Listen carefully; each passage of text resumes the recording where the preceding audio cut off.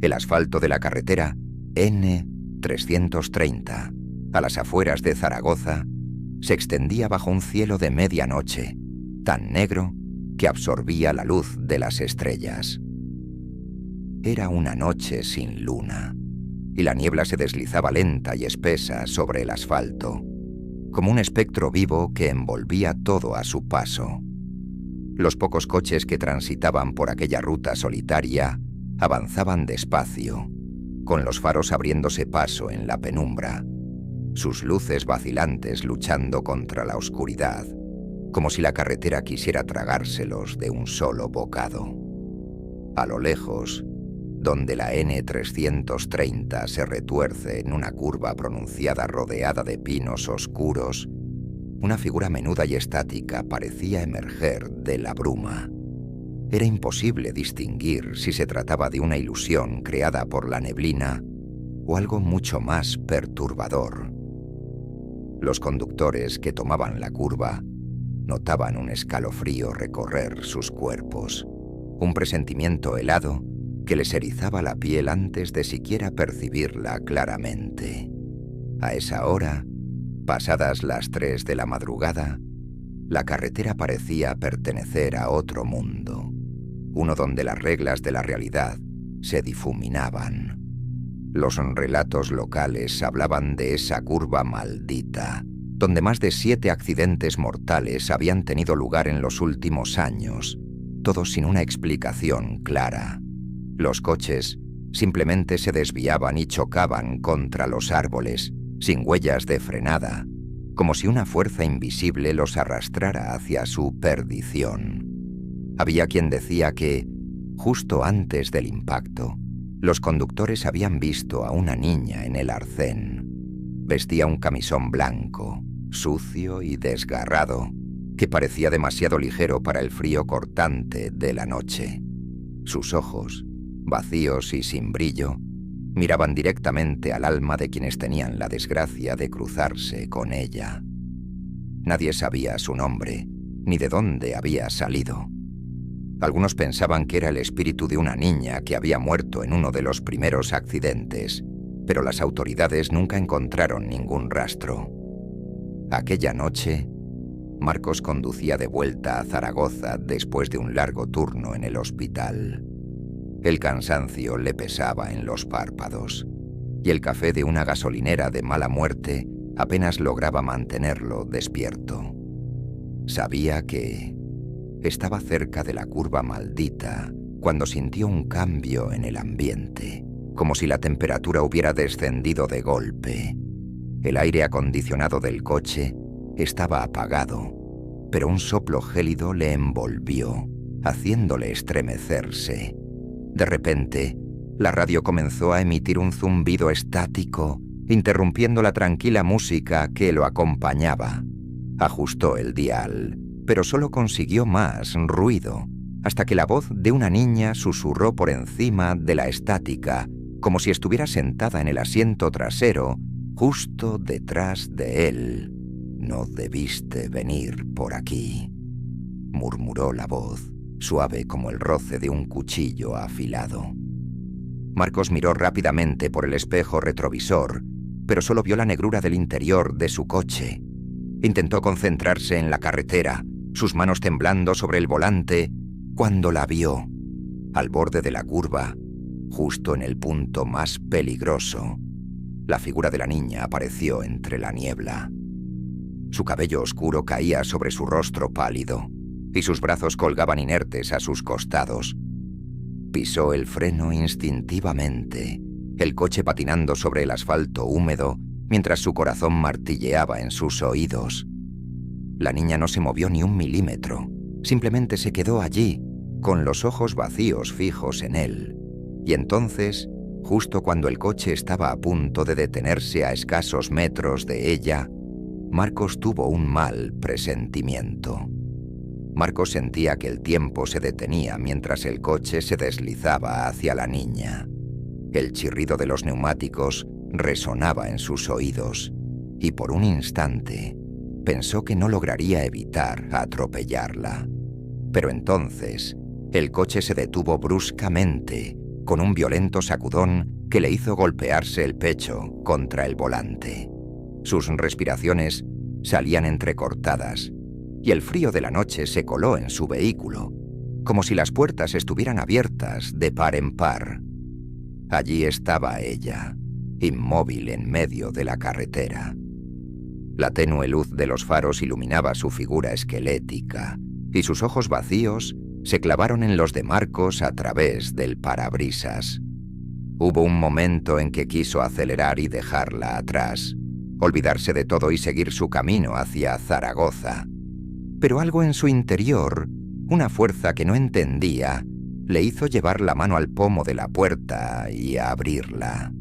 Su voluntad, antes firme, se había disuelto como arena entre sus dedos. Con manos temblorosas, bajó la ventanilla y se obligó a pronunciar unas palabras. «¿Necesitas ayuda?», preguntó, aunque su voz sonaba más a un susurro tembloroso que a una oferta de socorro.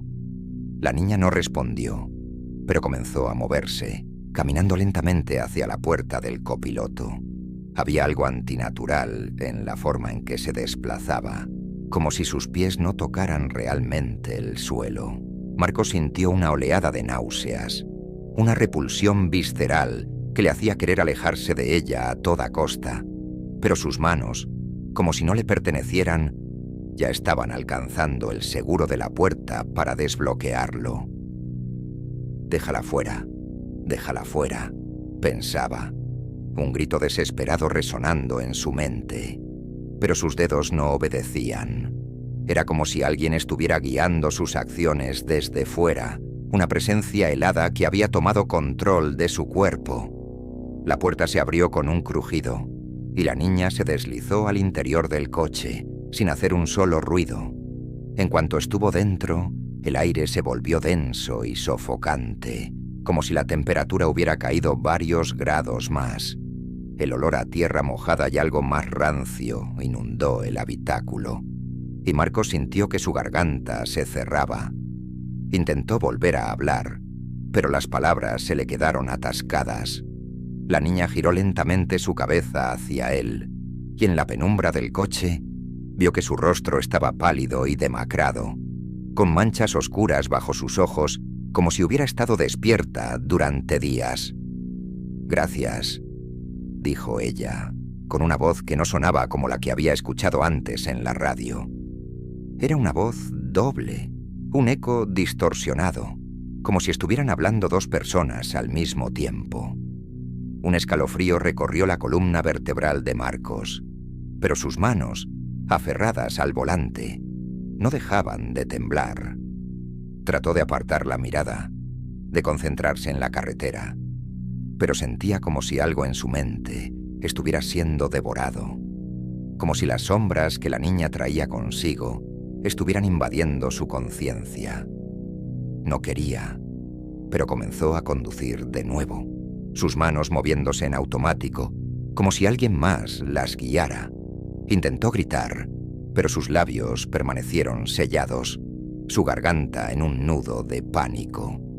A su lado, la niña permanecía en silencio, sus ojos negros perforando el perfil de Marcos. Mientras avanzaba, sentía que la carretera se volvía interminable, un túnel oscuro que se extendía hacia la nada. El mundo exterior desaparecía tras el velo de niebla, y lo único que quedaba era el sonido de su respiración entrecortada y el sutil crujido del asiento al lado suyo, como si la niña se estuviera moviendo, acercándose más y más hacia él. Fue entonces cuando sintió una mano fría posarse sobre su muslo. No la había visto moverse, pero ahí estaba, con los dedos delgados y helados apretando su pierna. Un alarido silencioso resonó en su mente, y el coche empezó a vibrar, como si algo mucho más oscuro que la noche misma estuviera reclamando su espacio. Marcos luchaba por retomar el control, pero cuanto más trataba de resistirse, más sentía como una presencia oscura lo invadía, deslizándose en su conciencia como una serpiente en su nido. De repente, un dolor punzante le atravesó el cráneo, como si un torrente de imágenes y voces desconocidas se estuvieran estrellando en su mente. Vio visiones fugaces, un coche destrozado en un barranco, la cara ensangrentada de una mujer y finalmente los ojos de la niña, vacíos y hambrientos, que lo miraban con una promesa de condena. Y entonces, como si una bruma se disipara, se encontró gritando, con las manos aferradas al volante y los faros iluminando una carretera que ya no reconocía. Había pasado la curva, pero no sabía cómo había llegado hasta allí. A su lado, el asiento del copiloto estaba vacío, o al menos eso parecía a simple vista. Sintió el sudor frío recorriendo su espalda, pero no se atrevía a mirar de nuevo. Un susurro leve, un suspiro helado, se deslizó desde el asiento trasero. «No puedes escapar». Marcos apretó el acelerador, sin saber hacia dónde iba, pero con la certeza de que algo había cambiado para siempre.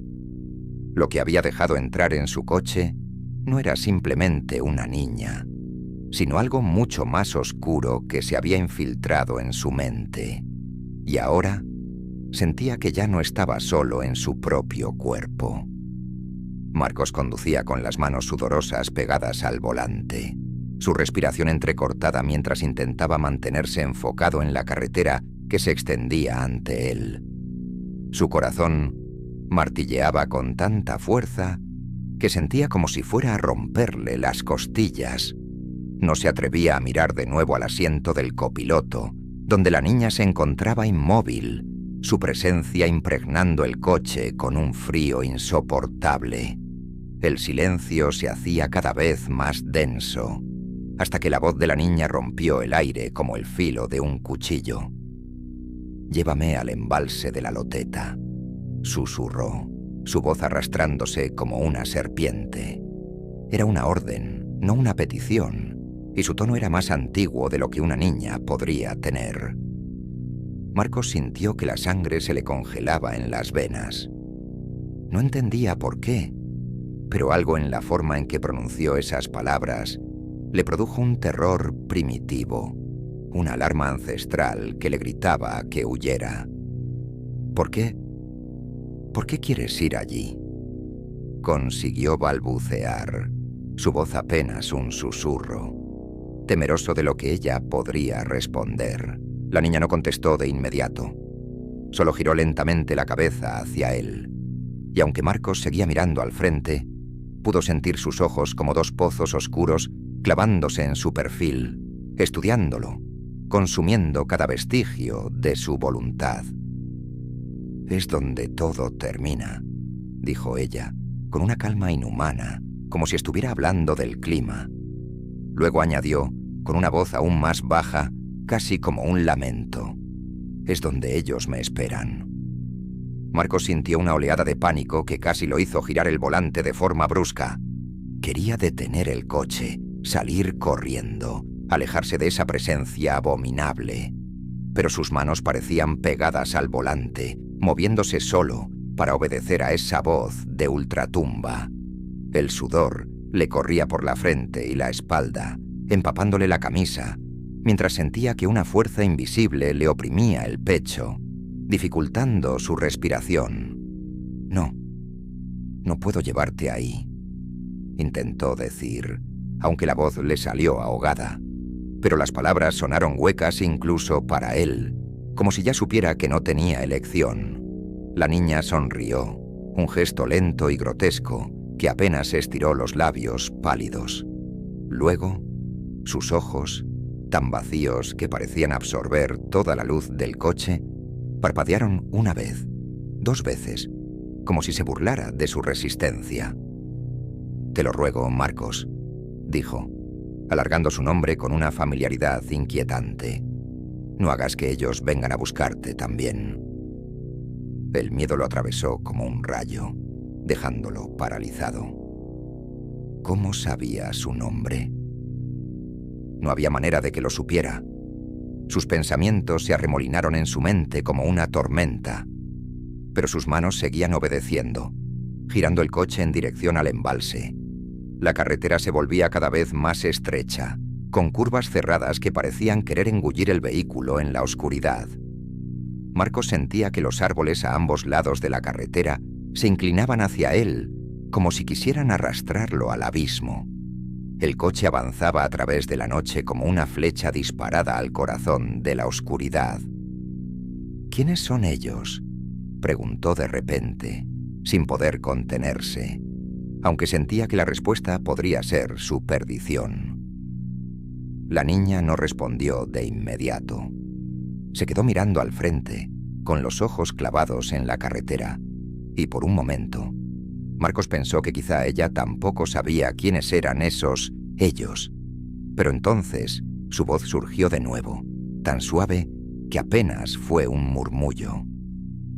Ellos son los que me trajeron de vuelta y están esperando. Sus ojos se volvieron hacia él otra vez, y esta vez Marcos vio algo dentro de esos ojos, un destello de un abismo sin fondo, algo que lo miraba desde más allá del velo de la muerte.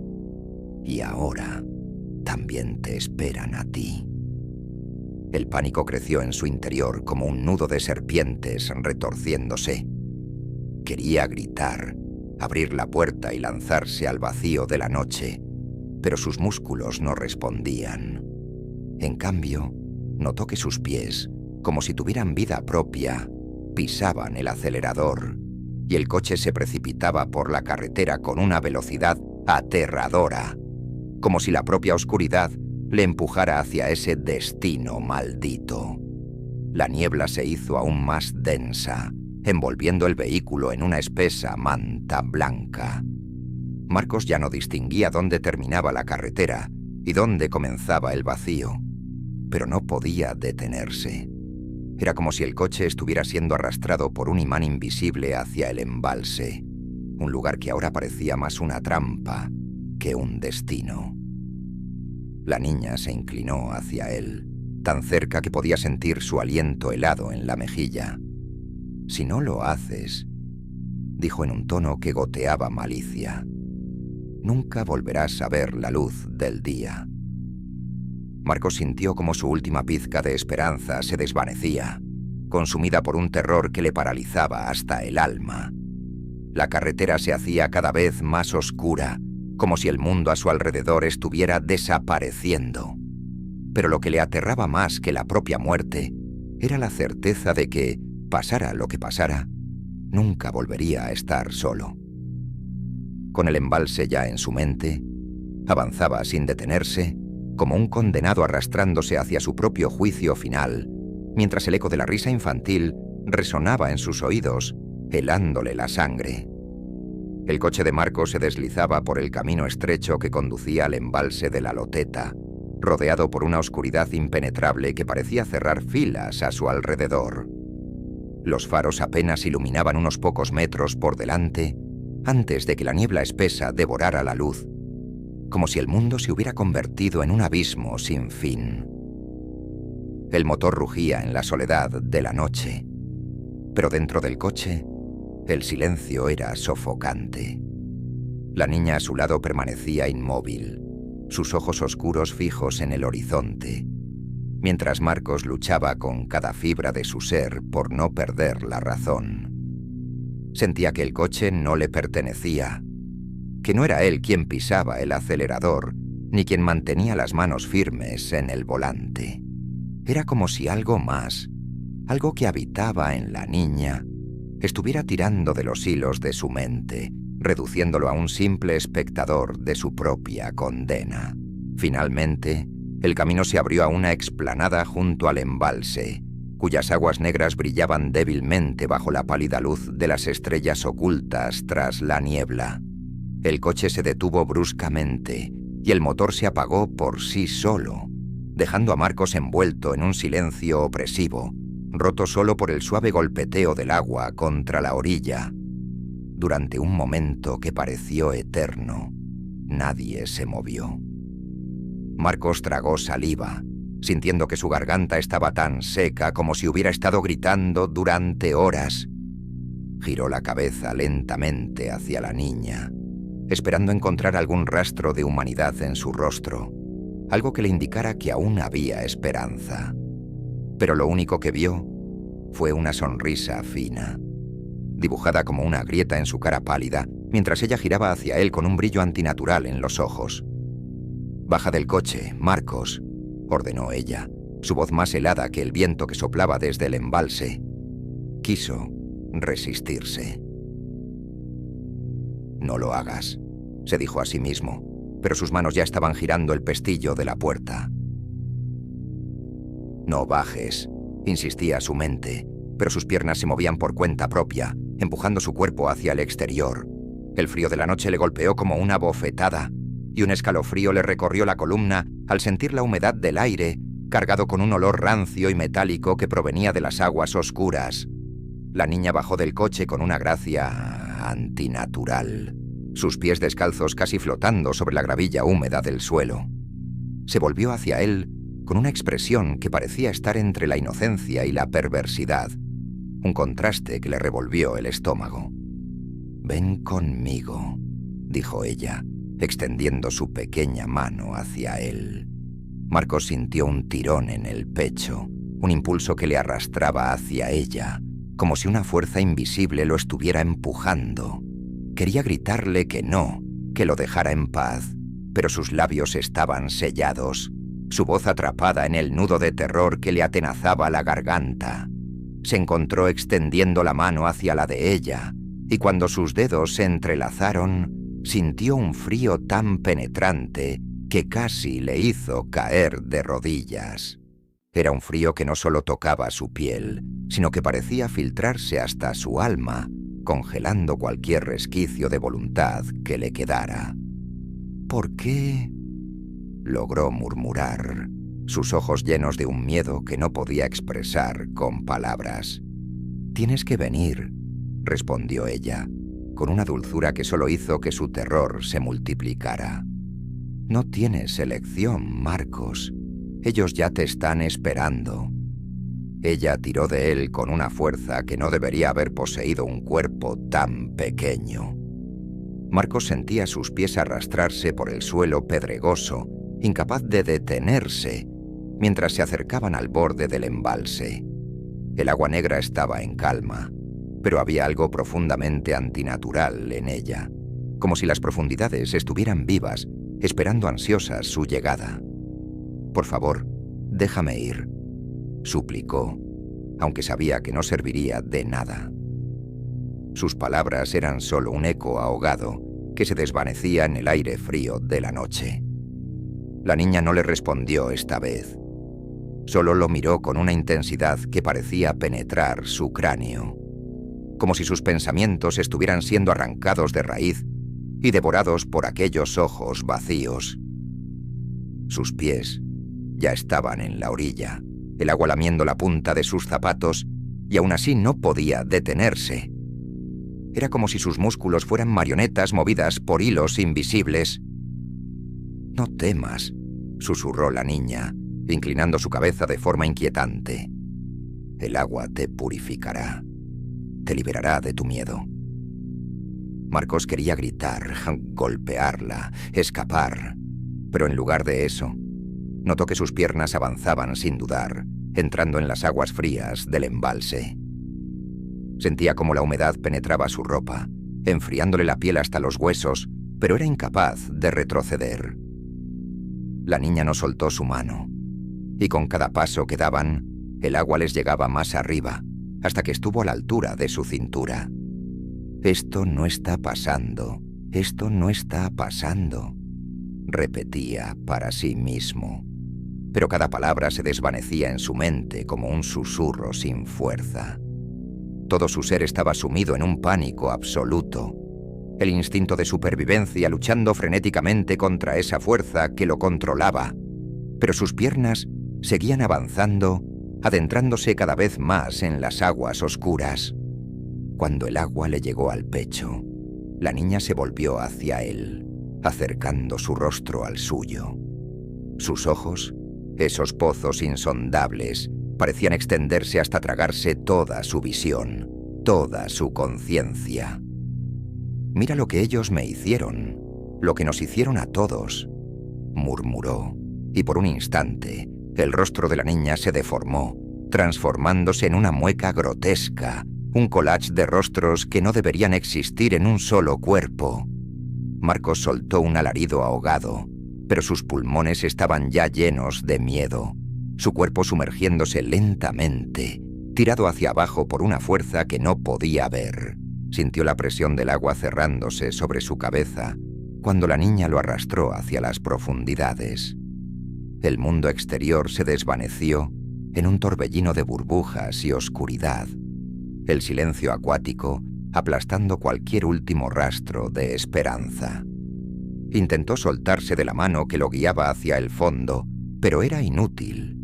Sus movimientos eran lentos, pesados, como si todo su ser estuviera envuelto en una neblina de pesadilla. A su lado, la niña seguía sonriendo, su rostro grotesco iluminado por un resplandor que provenía de las profundidades, un brillo antinatural que parecía llamarles, una luz espectral que aguardaba al fondo del embalse. Marcos intentó resistirse, pero en el fondo de su ser sabía que no había escapatoria. Había entrado en su mundo, en un lugar donde la muerte no era el final, sino solo el comienzo de algo mucho más oscuro. Y mientras el aire escapaba de sus pulmones en una serie de burbujas desesperadas, solo pudo pensar en una cosa. Había cedido a la oscuridad, y ahora era suya, para siempre. Con el paso de los años, la historia de la niña que aparece en la curva de la carretera N330 se convirtió en una leyenda oscura que circulaba entre susurros, en tertulias nocturnas y en reuniones de aquellos que tenían el valor de hablar de lo que se había convertido en un mito aterrador. Nadie recordaba cuándo empezó exactamente, pero todos sabían de alguien, un amigo de un amigo, un familiar lejano, que había tenido la desdicha de encontrarse con la niña en medio de la noche. Los detalles variaban ligeramente en cada relato, pero el núcleo de la historia permanecía constante, tan frío e inmutable como las aguas del embalse de la Loteta. Los camioneros veteranos, que cruzaban esa carretera en sus interminables trayectos nocturnos, eran los primeros en advertir a los novatos. En las paradas de descanso, mientras compartían un café caliente o un cigarrillo bajo las estrellas, hablaban de ella como si fuera un fenómeno meteorológico, una tormenta que uno debía evitar a toda costa. «Si la ves», decía uno con voz ronca, encendiendo otro cigarrillo, «no te detengas, pase lo que pase, sigue adelante». «Pero, ¿y si te pide ayuda?», preguntaba un conductor más joven, con los ojos abiertos como platos. El veterano solo negaba con la cabeza, exhalando una nube de humo que se perdía en la oscuridad. «No es más que una ilusión, o algo peor. Si la dejas entrar, no volverás a salir de allí. Esa carretera es suya. Y el embalse... Bueno, es mejor que ni siquiera lo pienses». Las historias eran siempre las mismas. La niña aparecía en medio de la carretera, su figura pequeña envuelta en un vestido blanco empapado, como si acabara de salir de las profundidades del embalse. Algunos aseguraban que las habían visto bajo la lluvia, con los pies descalzos y sucios, sus ojos oscuros brillando con un resplandor antinatural. A otros les aparecía en noches claras y tranquilas, como un espectro que no pertenecía a este mundo. Pero todos los relatos coincidían en un punto crucial. Si alguien la veía, no importaba cuánto tratara de resistirse. Una vez que la niña pedía que la llevaran al embalse, la persona estaba condenada. Se decía que la Guardia Civil había recibido múltiples llamadas de conductores histéricos que afirmaban haber visto a la niña en la curva fatal. Pero cuando llegaban al lugar, solo encontraban huellas borrosas en la gravilla, como si alguien hubiera estado ahí momentos antes, para luego desvanecerse sin dejar rastro. Un oficial, ya retirado, confesó una vez en una entrevista anónima que en su tiempo había visto a hombres fuertes, curtidos por años de carretera, reducidos a un estado de terror absoluto después de encontrarse con ella. Uno de ellos, Un hombre corpulento de manos ásperas y tatuajes en los brazos fue encontrado de madrugada a varios kilómetros de su camión, balbuceando incoherencias sobre una niña que le había mirado dentro del alma. Se había quitado los zapatos y los calcetines, y sus pies estaban cubiertos de lodo, como si hubiera estado caminando hacia el embalse. Con el tiempo, el lugar adquirió un aire de maldición. La curva en la N330 se ganó el apodo de la curva de la niña, y los lugareños evitaban pasar por allí después del anochecer. Algunos habitantes de los pueblos cercanos juraban que, en ciertas noches, se podía escuchar el sonido de risas infantiles provenientes de la niebla que se levantaba del embalse. Risas que no deberían estar allí. Risas que helaban la sangre.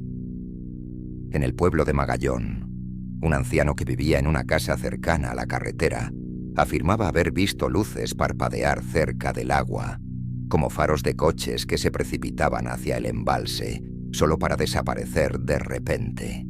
Según él, aquellos que la niña seleccionaba no podían escapar. «Ella elige», decía entre dientes, mientras los más jóvenes se reían nerviosos, tratando de no darle demasiada importancia. Pero las risas se desvanecían cuando los accidentes continuaban. Un coche tras otro, noche tras noche, terminaban volcados en la curva o sumergidos en las aguas negras del embalse. Los supervivientes, si es que los había, eran encontrados en estado de shock, hablando de una niña que les había pedido ayuda, una niña que había prometido guiarlos, pero que los llevaba hacia un destino oscuro y final. Se decía que la niña no aparecía siempre, sino solo cuando algo en el aire cambiaba, cuando el viento soplaba desde el oeste y la niebla descendía con una densidad antinatural. Algunos aventuraban que era el aniversario de su muerte, aunque nadie sabía a ciencia cierta qué tragedia la había atado a ese lugar. En la taberna del pueblo, los más ancianos recordaban vagamente una historia antigua, la de una niña que había desaparecido hace décadas cerca del embalse. Su cuerpo nunca fue encontrado, pero su padre, un pescador local, juraba que había visto su rostro reflejado en las aguas justo antes de ahogarse en un intento desesperado de rescatarla. Desde entonces, el embalse había ganado una reputación siniestra y el mito había crecido, alimentado por el miedo y los susurros a la luz de las velas. Sin embargo, lo que hacía que la leyenda fuera más aterradora era que, según todos los relatos, la niña no buscaba simplemente venganza. No era un espíritu que ansiaba justicia, ni un alma atormentada en busca de descanso. No, lo que la niña quería era compañía. Alguien que la acompañara en la soledad de las profundidades. Y, al parecer, solo ella decidía quién sería el siguiente en quedarse con ella para siempre, ahogado en las frías aguas del embalse. Así, la historia seguía viva, un eco en la noche que se negaba a morir. Porque aunque muchos la consideraban una simple leyenda, una advertencia para evitar la peligrosa curva, había otros que sabían, o al menos sospechaban, que algo más oscuro acechaba en la N330, algo que no se podía explicar ni con palabras ni con razón. Al final, no importaba si uno creía o no, porque una vez que la niña se te aparecía, ya era demasiado tarde. Y mientras la niebla continuaba remolinándose sobre el embalse, ocultando sus secretos en la negrura, la gente seguía murmurando sobre la niña de la curva, esperando no ser los elegidos la próxima vez que sus luces iluminaran ese fatídico camino en medio de la noche.